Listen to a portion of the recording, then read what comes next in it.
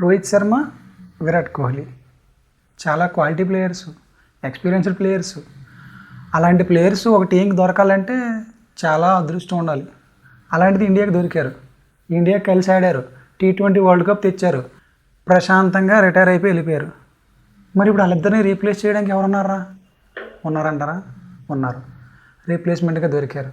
ఎవరు? అభిషేక్ శర్మ, తిలక్ వర్మ.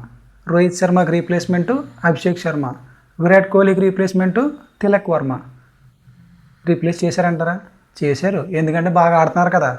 వాళ్ళ వల్లే ఇండియా T20లో గెలుస్తుంది కదా. వరుసగా సిరీస్లు గెలిచేస్తున్నారు. ఆసియా కప్ గెలిచారంటే ఎవరి వల్ల? అభిషేక్ శర్మ, తిలక్ వర్మ వల్లే. మరి ఇప్పుడు 2026 T20 వరల్డ్ కప్లో ఇండియాకి బ్యాటింగ్లో వాళ్ళిద్దరే కీలకం. ఓపెనర్గా అభిషేక్ శర్మ, వన్ డౌన్లో తిలక్ వర్మ. నిజమే అంటారా? నేను చెప్పింది నిజమే అంటారా? నిజం అనుకుంటే కింద కామెంట్ సెక్షన్లో కామెంట్ చేయండి ఎస్ అని. ఒకవేళ వీళ్ళిద్దరు కనుక ఆడకపోతే ఇండియాకి T20 వరల్డ్ కప్ రావడం కష్టమే. కష్టమే అంటారా? కష్టమే అంటారా బాహు. వాళ్ళిద్దరు ఆడకపోతే ఇండియాకి T20 వరల్డ్ కప్ రాదు. ఇది నా మాట, నిజంగా రాసి పెట్టుకోండి. ఒకవేళ వాళ్ళిద్దరు కానీ ఆడకపోతే, ఒకవేళ వాళ్ళిద్దరు కానీ లేకపోతే ఇండియాకి T20 వరల్డ్ కప్ రాదు. వాళ్ళిద్దరి మీద ఆధారపడి ఉంది. వాళ్ళిద్దరూ ఎంత బాగా ఆడితే ఇండియాకి అంత మేలు. వాళ్ళిద్దరూ కనుక ఆడారంటే, ఫామ్లో ఉన్నారంటే ఇండియాకి T20 వరల్డ్ కప్ ఖాయం. రాసి పెట్టుకోండి.